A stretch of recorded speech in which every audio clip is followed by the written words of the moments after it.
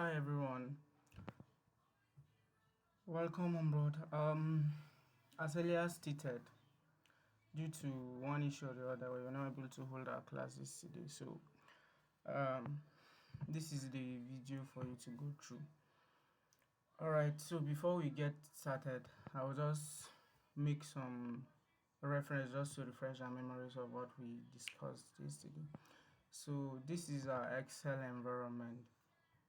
And as most of us are familiar with the Microsoft background, I won't go much into details. So we have the file as usual, where you can access info about your document and others. Then we have the home. Right in the home now you have your clipboard where you have the paste, copy, cut, and then the format painter. We have your font where you get information about your font styles, the color, the size, and then all other things about your font.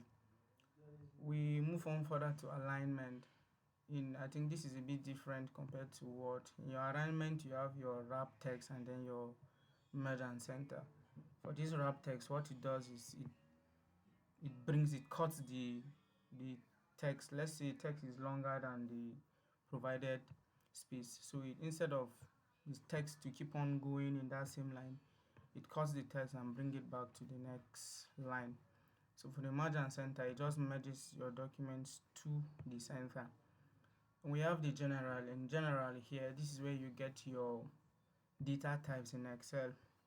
You check on the drop down I just clicked, you have your general, and you can see no specification format. It carries any form of data type, be it number, alphabet, and the rest. We have your numbers specifically just for numbers, and I made mention of you using the right data type simply because once your data type is not in the right format, you can't carry some specific calculations or operations due to your data type. So it's important that your data type is set to whatever you want it to be. You have the currency, the accounting. The currency just basically deals with money value. Accounting has more to offer, right? But there are no much difference between these two. We have the short date. The short date is just a format of date writing that uses the slash, just the normal numbers. Let's take for example the 12th of January, maybe 2021. So instead of having it in Word, it just writes 12 slash 1 slash 2021. That's just a short date. Then for a long date, it writes the whole full date for you. And then we have the time format, the percentage format. I think basically there are more. We have the fraction, we have the scientific, and then lastly the text. So this is what data types in Excel look like. And then we have your conditional formatting, of which I think in this class we'll cover that. Conditional formatting. We have format as table, and then the cell styles. All these are just customizations of your table or your Excel sheet. We have the insert and the delete. We have the format. Then we have the auto sum also here. We have the fill up and fill down. This is maybe when you want to replace null values. We made mention of replacing null values in case if there is any, and then there is a provision for you to replace them with whatever you want to replace them. You can just replace them on fill up and fill down. I think this is two ways. You fill up, fill down, right and left, depends on how your data comes in. And this is the format of your data. So we have the sorting. You sort from A to Z, V to C. Then we have the find and select. Now this is maybe you have a specific either number or text you want to find. You can find it in the whole of this data that we have by using this. You can see find and select. Let's take for example we want to find carrots in our data.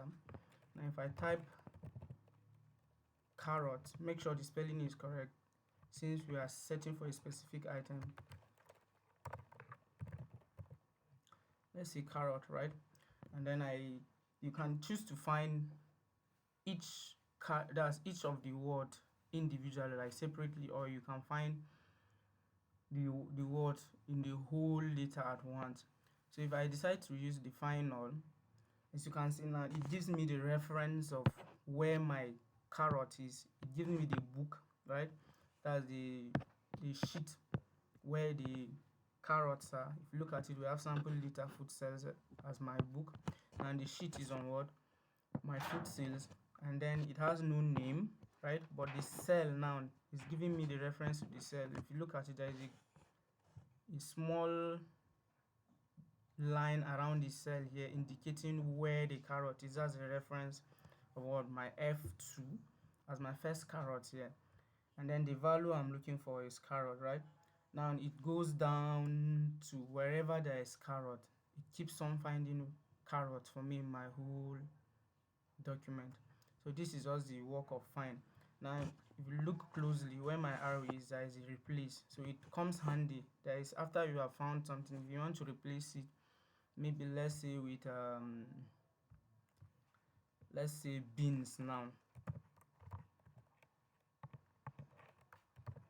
beans, so wherever there is carrot, it replaces it with beans. That's basically what all those, since it's just for a demonstration, I don't need to tamper with the data. So I think that's all on home. We have the insert. I think we talked much on this. I won't go over it much. We have your charts, your pivot tables. In a subsequent class, we look at the pivot tables. We have your page layout. I think this is the same thing with any other Microsoft environment. Your formulas, yeah, I made mention of formulas where you can insert new formulas. You have the auto sum, just an automatic summation, be it a sum, a count, an average, min, max. These are those automations for your formulas, right? And we have whatever you have used recently, it will be displayed in this use recently used. You have your financial formulas. This is where you find formulas relating to finances. So the logical, yeah, I made mention of the logical, the if, or, and not statement. These are where you can get them, and then these are manipulations, or let me say formulas that you can use on text data type, right? If your data type is in text, this is where you can get some of the formulas you can use on them. So without wasting much time, I think lastly, the date and time, which we might be using here. So you have your date and type formulas also. So basically that is it. Your data, this is just where you get your data or information about your data generally. You can get your data from an external source, be it the web, the CSV file, an SQL, wherever, a database management system, wherever your data source is. All you need is just to click on the right buttons and it takes to where your data is. So the same thing, we have the sorting here and the filtering. Nothing much to talk about. So let's get down to the business of the day properly. So today we'll be looking at some data manipulations on how to get some specific informations regarding this table, right? Now if you look at the table, it's a bit much, so we'll be using this for our first reference for today's class. Now if you look closely, this data is in a tabular format, right? Now the essence of you making a data in a tabular format is to create a connection between each cell and each row, right? So once you have placed your data in a tabular format, every information on that data is connected to the table in such a way that whatever I am referencing to, right, it already has a connection to the next. Let's take, for example, the date January 1st now has a connection to region East, right? That's just the importance of placing your data on the table. But since this is in a tabular format, I will show you how we can untable it. Permit me to use the word. We'll untable this data first, and then I'll show you how to make your data in the table, because in your subsequent class, when we start talking about the pivot tables, we'll see the need of placing our data in tabular format. So what I want you to do is you highlight your whole data. Just since it's already in a tabular format, there's an automatic highlight. Once you click on Ctrl+A, it highlights your whole table for you, right? It will not highlight the whole cell, it just highlights the part that carries the information. Now you just right click on any of the information on your data, and if you check closely, I think after your cut copy, the paste, the smart lookup, after filter, there is where you see table, right? Under your table, just as it's showing on the screen, you have your total rows. This is just an automatic summation. You have your convert to range. So this is where we click on it. You convert this table to range. So you just click on convert to range, and then you give it access. You grant it access. Now we have granted the access, and if you look at it, our data is now converted to range. Now these colors on your header, this is the owner of the data just decided to use a different font color for our headers just to make a difference from the other values, right? So we'll be looking at the count functions, and in the count functions we have the count, we have the count A, we have the count ifs. Those are conditional counting, right? Now for the count, it generally counts numbers, right? That count is just for numbers. But for count A now is anything aside number, whatever form of, it just counts the number of times, or let's say the number of cells that are not empty. Yeah, the number of cells that are not empty in a column. That's what it does. So without talking much, let's get into business.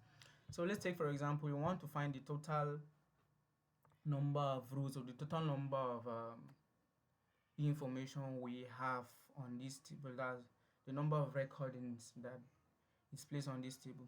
Now let's take, for example, I say total, right? Something of this nature. Let me just use.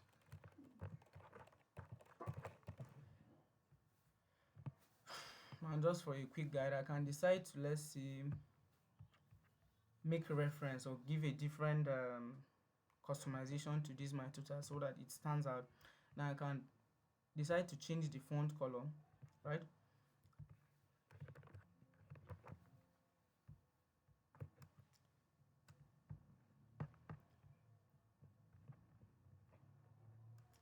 Now once this is highlighted, I can decide to change the font color to whatever color I wish to. Let's take, for example, I decide to go with the color blue, right? Now the same way we have this, we also have the format painter, where you what format painter does is it picks the identity of your text, but without the text. The identity in such sense that the font color, the size, and the style of the text that you have highlighted, it picks that identity and then transfers it to the next text you are trying to make it look like that, but without the word. So yeah, this is just a font color. So a theme color rather. So I'll maybe just give it a little bit of a grayish design just to have a reference to it. So in our total, right, before I forget, if you are using a formula, you have to use the assignment function. The assignment function, in this sense, I mean the equals to. Yeah. Before any formula runs on Excel, please do not forget you have to use the equals to, just like this, right? Let's say equals to, right? And then Excel has made it a lot easier that whatever, it has an auto suggestion. So whatever we are trying to look out for, when we start typing, it gives us a suggestion that is possible, right? So we're looking for the total number of items on this data that we have here. So what I'll use is count. Like I'll use the reference to the count and then the count so that we see there are differences. So equals to count, right? Just tap on it, a bracket would open. Now it's asking me for my value 1 and then what value 2. Okay, now this value 1 is your starting point and then value 2 is your limit. Okay, now let's take, for example, we want to find the total number of items on our column I, right? I think it's the one carrying numbers. I think from G to I is carrying numbers. So let's take for example, let's say from G, okay, from I1. Now, if you look at it, if I have written this, in this case, it's not case sensitive since you are just giving a reference to your cell number, right? Whether a capital I or a small I, you highlight it. Now, if you check closely on our total price, which is supposed to be our header, is highlighted, right, as our I1. That's just the reference for the cell. Now, I1, let's take for example, comma, right? I1, let's say I34.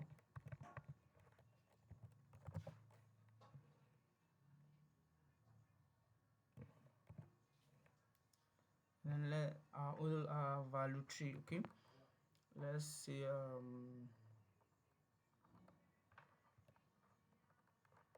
I23, something of this nature.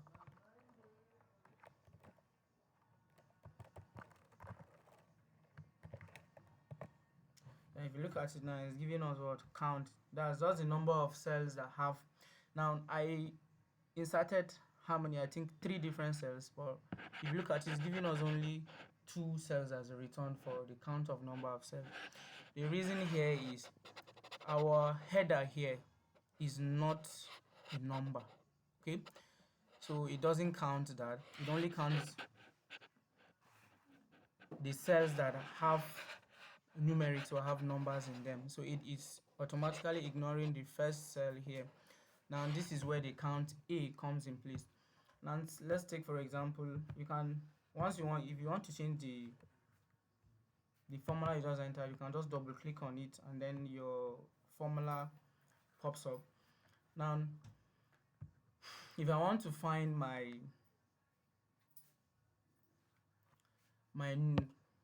alphabet rather than the word, my alphabet rather sorry, rather than my numbers, I'll use the count A.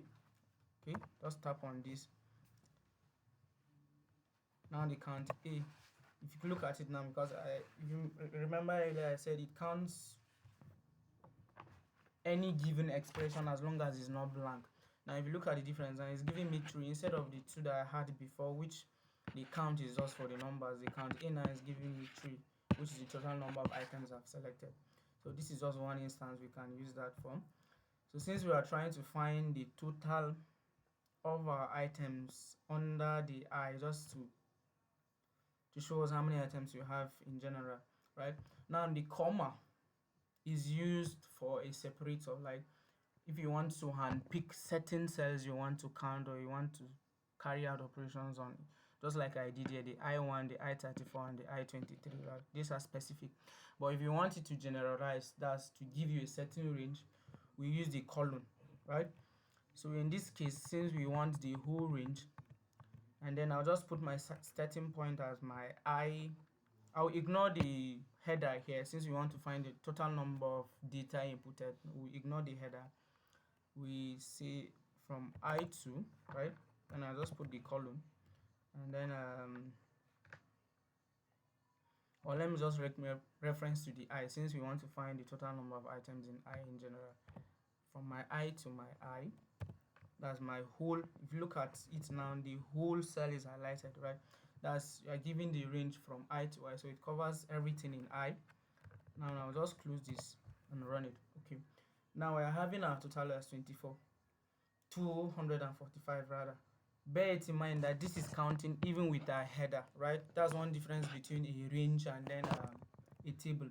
In a table, once you have made your first row the header, whatever operations it is that will be carrying out, it ignores the header, right? But for a range, it basically does it takes the whole data as one without any segregation. So we have our total data inputted into this as 245. Now moving on, let's take for example we want to find the average. I think we found the total, we'll find the average, and maybe we'll find the max, min, and then carry out some other operations on it. So let's take for example we want to find the average.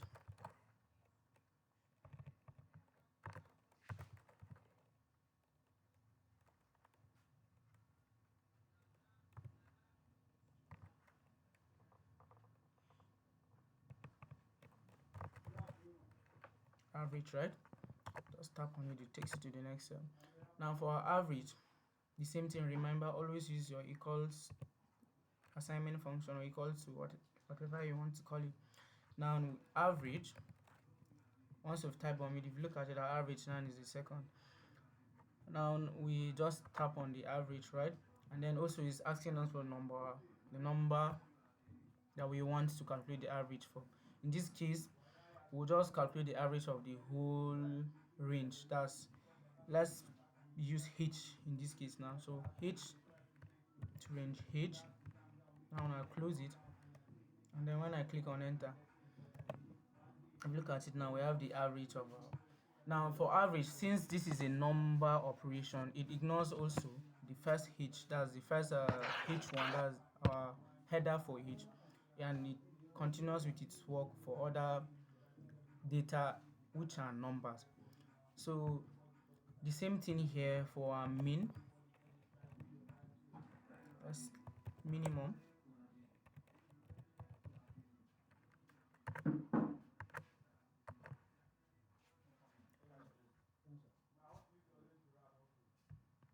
For our minimum also equals to min, tab. Now let's try to take the minimum of G. So also from G to G, close that and hit on enter. So our minimum value on G, look at the minimum number that we have on G is 20. That's why it's displaying for us here. And we are for our max also, maximum.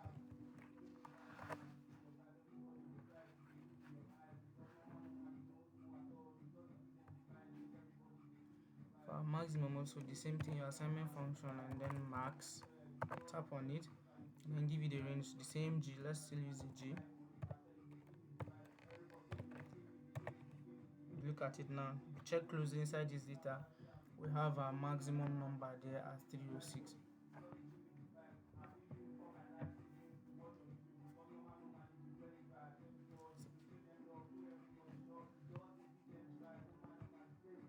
So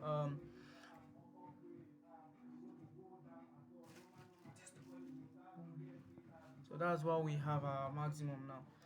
So there are other formulas we're looking at. This is just for us to get a feel of how we can manipulate our data to get some specific insight into our data, right? I didn't go much into the data cleaning since this data was already I think clean. So but in subsequent class, when the need arises, I think when we come to data visualizations properly, we'll look at maybe a data that has much work to do. So now we have some conditional statement. As said, the if statement, right? We have the count if. This count if it's just like you giving the count statement, but with the condition that it should count only if a certain condition is applied. So let's take, for example, we decide we want to get the count of items that are greater than 100 only, right? Now I can decide to say name this greater than 100, right? Just for reference. And then I said equals to, right? Count if. Now for the count if, it takes only one criteria, but for to count ifs, it takes multiple criteria. Name it whatever, 10, 20, how many, depends on the number of criteria you want to give it. So that's just a basic difference, right? So count if, what do we want to count? Now the range is asking us to put the range. Let's take, for example, we want to use the quantity, right? That's our G. So from G, comma, right? Now the criteria. Now if you are writing something, I think in most programming languages, if you are writing anything that is not a number, that is more of a word in a formula or in a code, you usually use the quotation mark. So in this case, it's not different. Since we are using a sign, which is this greater than sign, to get numbers that are greater than 100, not just 100. So we use the quotation mark here, right?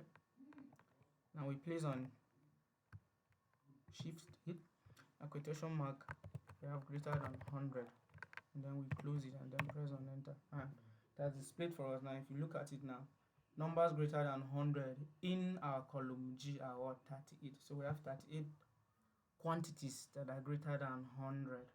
All right, are we cool with that?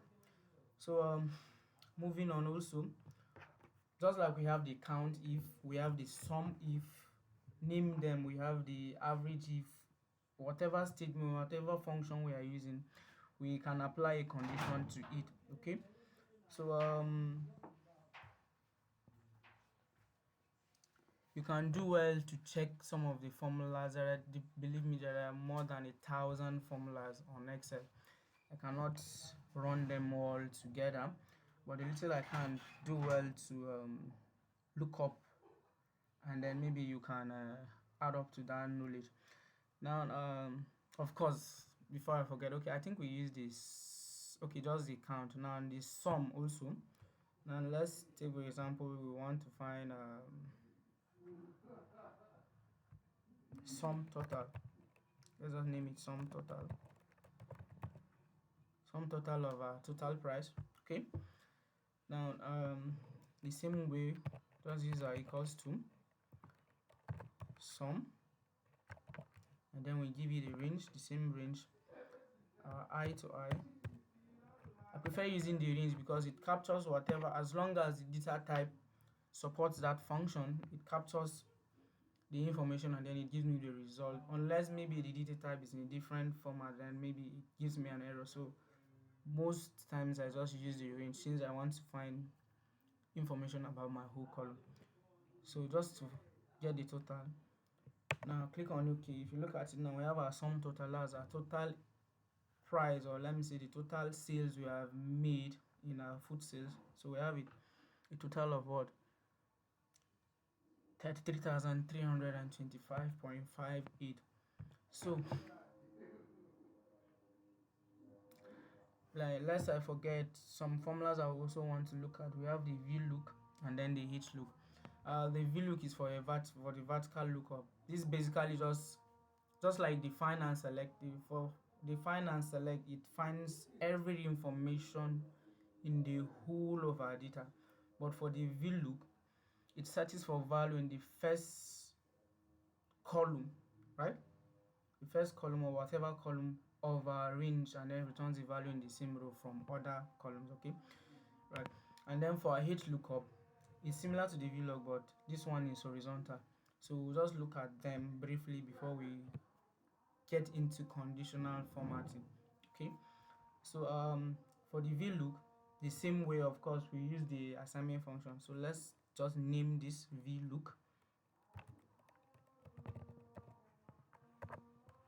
and equals to, and then you write the VLOOKUP, just as it is spelled, then you just tap on it. Now the VLOOKUP, what are we trying to look up for? Now let's take for example our region here. Let's use our region. Let's take for example East, right? We want to look at East. Let's see if there is any East somewhere on the VLOOKUP. Now I'll write my cell reference, and in this case it's C2, okay, C2, right, as my cell reference, comma, right, and my table array.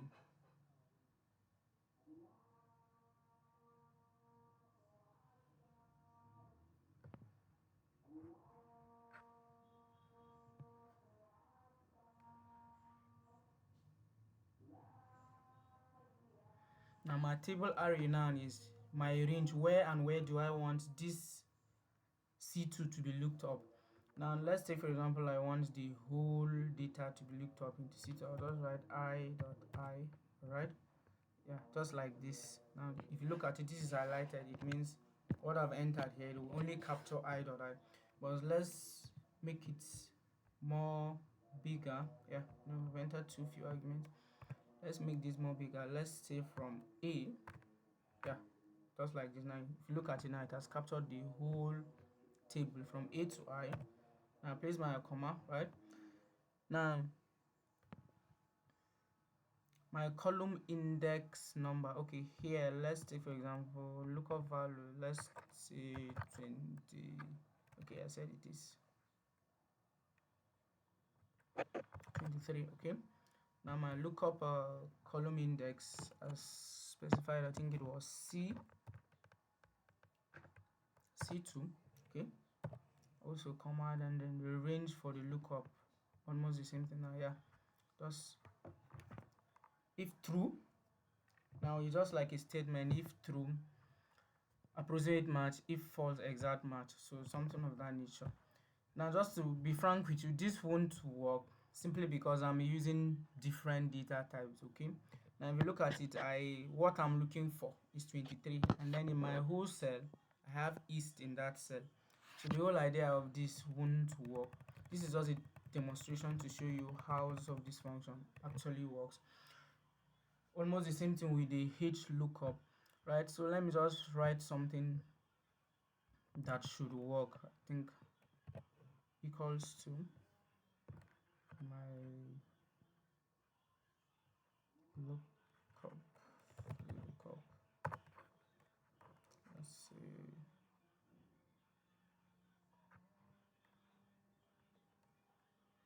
Let's say G1 or G2. Shift G2.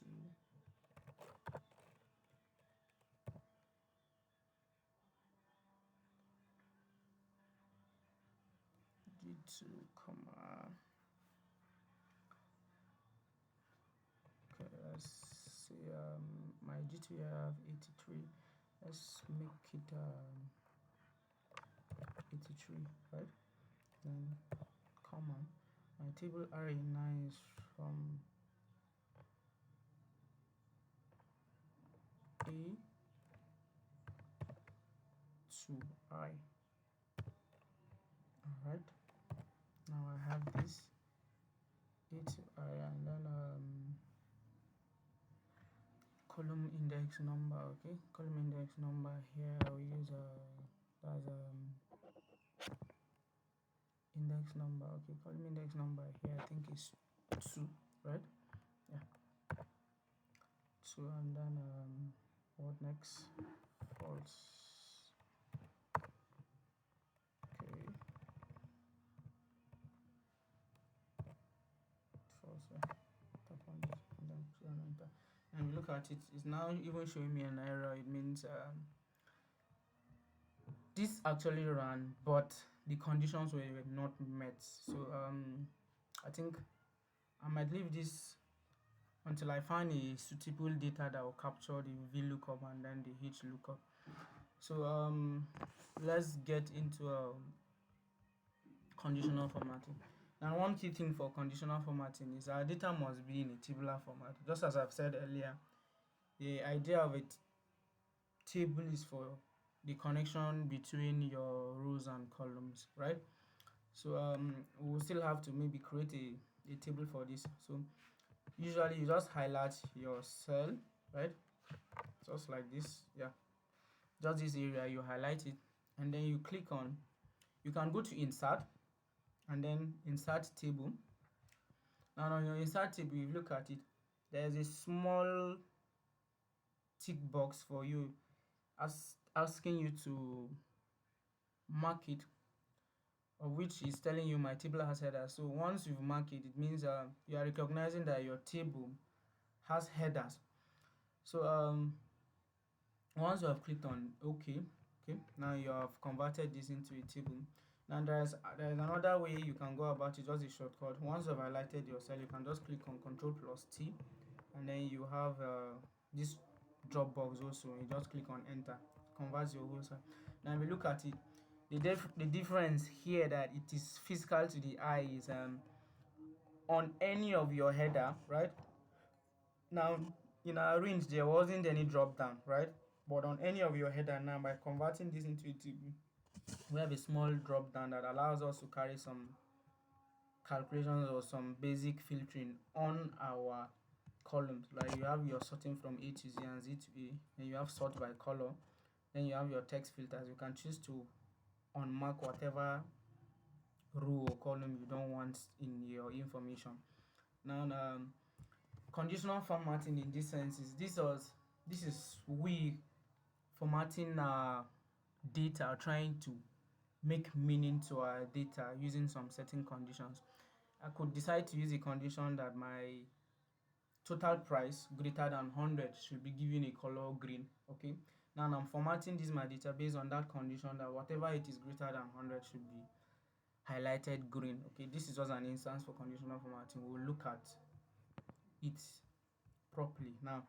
So on our home, if you look at it on your style, I think after your numbers on your style where I'm highlighting now, you can see conditional formatting. Okay, now just click on the drop down and then you see different options of conditional formatting.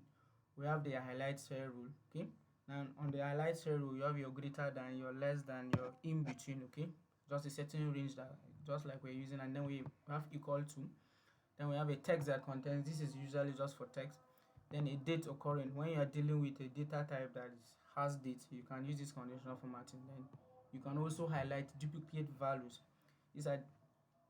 There are more rules. Okay, and once you click on more rules, there is a text box that will appear to you. Okay, asking you format only cells that contain, format only cells top or bottom ranked values, different rules that you can apply to. So let's take for example, we want to find on our eye, right? Just before you use it, just highlight the cell or the column you want to format. So on our eye, let's take for example, we want to use the greater than rule. Okay, now you click on greater than rule. Okay, now if you look at it now, format cells that are greater than what?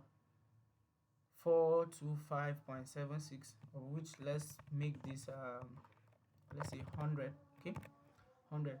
Now any value that is greater than 100. Okay, now if you look at it, there's something already happening in the background. We have a light red field with what? Dark red text. Okay, and this is the condition to the, this is the format to the condition we have given it. You can check more formats to it. We have a yellow field, with dark yellow text. We have a green field with dark green text. We have a light field. We have a red text. We have just a red border line. Okay, and for a red border line, it just highlights the border of those values that are greater than 100. We have you can also customize the format, whether your font should be bold, italic, the font size also, whatever it is that you want to make that value stand out, you can customize it here. So for the purpose of this class, we'll just go with the usual, let's say green field with dark. Okay, something of this nature. Now if you look at it now, anywhere our value is greater than 100, it is highlighted with the green text and a green field with dark. Okay, that's one instance of conditional formatting rather. Same thing goes here. I'll take one more example. Let's take for example using the less than. This time around we'll still go on conditional formatting. This time around, instead of using the greater than, we can decide to use the less than, or let's make it more complex. Let's use the equal to. Okay, now equals to, where there is, let's make this 1.77. okay, and this is my value that I want to find numbers that are exactly 1.77. okay, I can decide to, let's make it a red text. Where there is 1.77, the text should be red. Okay, now if you look at it now, I think, yeah, you can see that anywhere there is 1.77, it is highlighted red. So the idea of conditional formatting is it gives you, the analyst, the idea or the feel about the insides of the data even before visualizations. Okay, it's just like where visualizations is not necessary, maybe on a smaller scale of data that you can just have a glance and have a look at the data. Now conditional formatting just brings out those hidden values or those hidden insights. Okay, that's also the idea of conditional formatting. Now we can go on further. Let me use the quantity here for conditional formatting. Now I have icon sets, I have color scales, I have data bars. And data bars is just like it gives the column data bars according to how big the number is. Let's take for example, if your number is a million and above, right? Those with million and above carries the higher bar, and then those with lesser.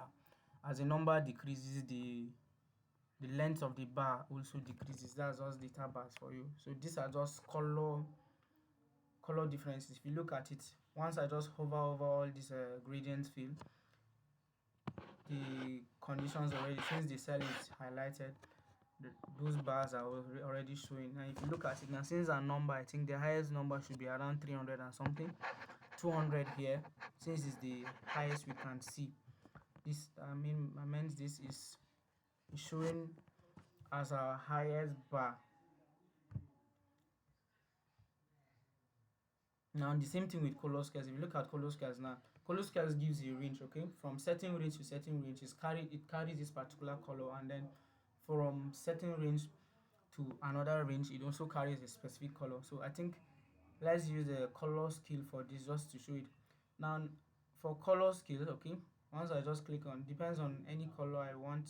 Let me just go with it, so that I don't want too many colors. So let me go with this, okay? Now I can decide. Now if I leave the color scale like this, it is following a certain condition that has given to it, okay?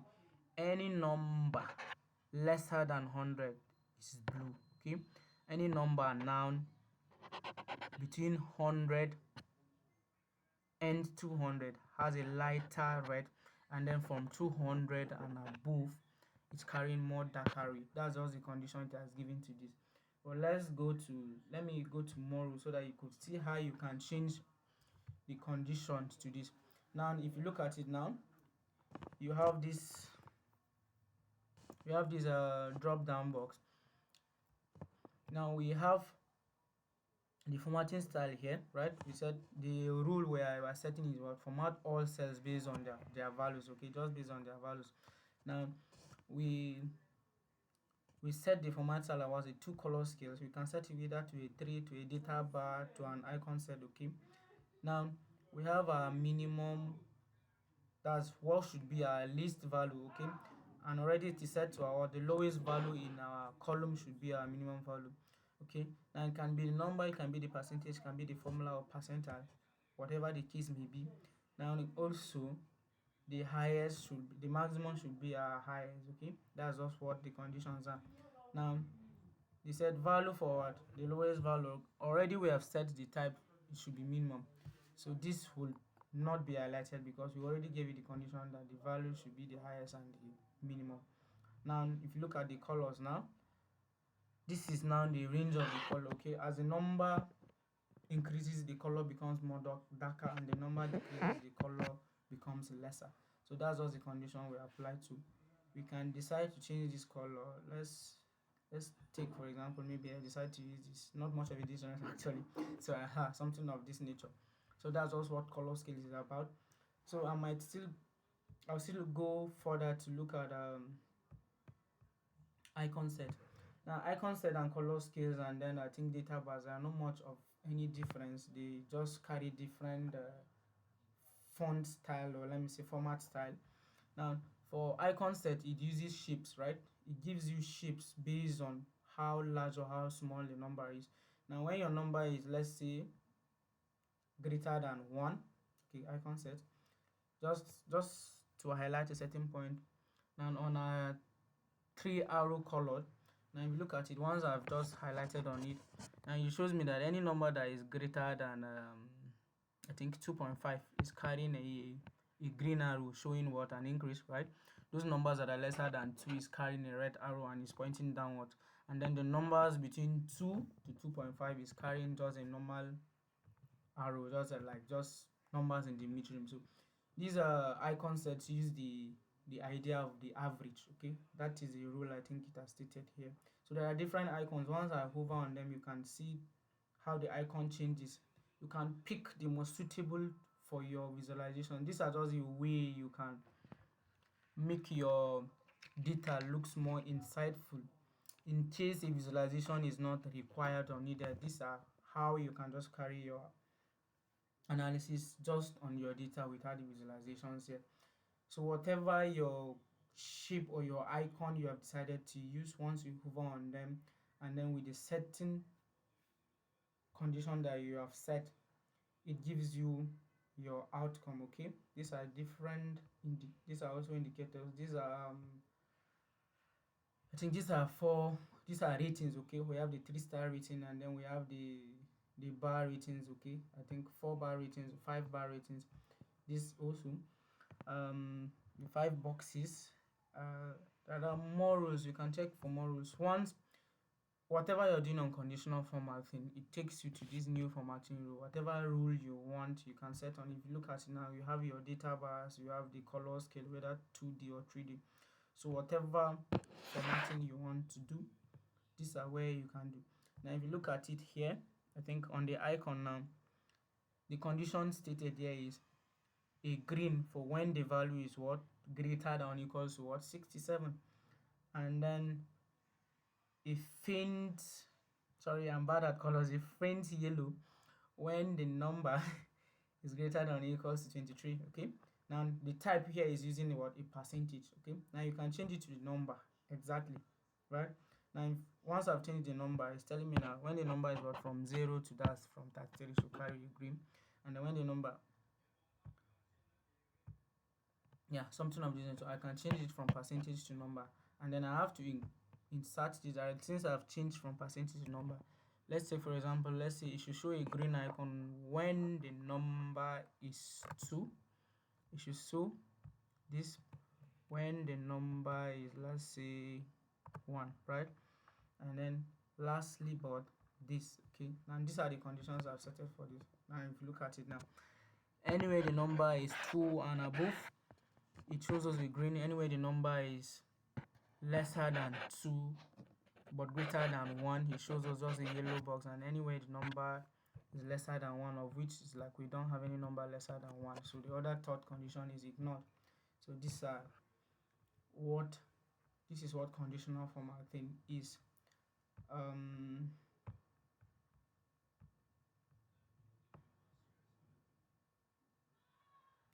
Conditional formatting, right? If you look closely, I didn't made a mistake of using any column that is carrying our text. Okay, because conditional formatting is kind of hard to do on text. I think it's even not possible, since they are not values, are not numbers, so you can only make do with conditional formatting on numbers. Well, that's, I think basically that's how. So I think that will be all for today's class. Okay, hopefully by Sunday we'll get to look at pivoting tables. Now just a little brush, pivoting tables are a mini table. Okay, in the sense that we have a bigger table here. Once you've created a bigger table, of course you have to create a table for a pivot table to work. And pivot table serves as a mini table, a customizable table, in such a way that, see all this information that you have here, okay, they can be customized to our taste on pivot tables. All right, when we look at it properly, I think you can get the idea behind it. So just a little recap of what we did today. I started with explaining Excel environment, of course, which we are already familiar with it, so I didn't need to go into much details. So and then we looked at some functions. I think we looked at the sum, the count, ifs, the average, the mean, the max, and some other functions. Of course, the H lookup and the V lookup in our next class. I'll check that out on how the parentheses are being entered, so that we'll have a clearer understanding of those. So and then we moved on further to look at rather conditional formatting, of which we formatted our total price. Okay, numbers greater than 100 carrying a green color, and the other numbers just left as plain as they are. We use a conditional format on our H where any number greater than 2 is carrying a green box, any number greater than 1 is carrying a yellow box, and then the other number lesser, of which we don't have any number lesser than 1, so it's carrying the other color. We also made a conditional format on our quantity. Any number higher than 100 is carrying a bit faint orange, and then any number lesser than 100 is carrying a more darker orange. These are the conditions I have set. Okay, now you do well to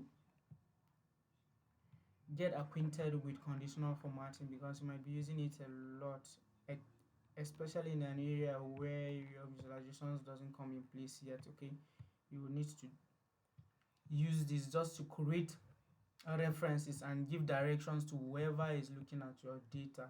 Okay, so it's much advisable we get ourselves familiar with that. Do well to check on videos and tutorials that will also help your guide. I also drop I think a material on Excel itself in general. So there will be no assignment for this week since the class wasn't physical. So I won't understand your level of comprehension to this. Okay.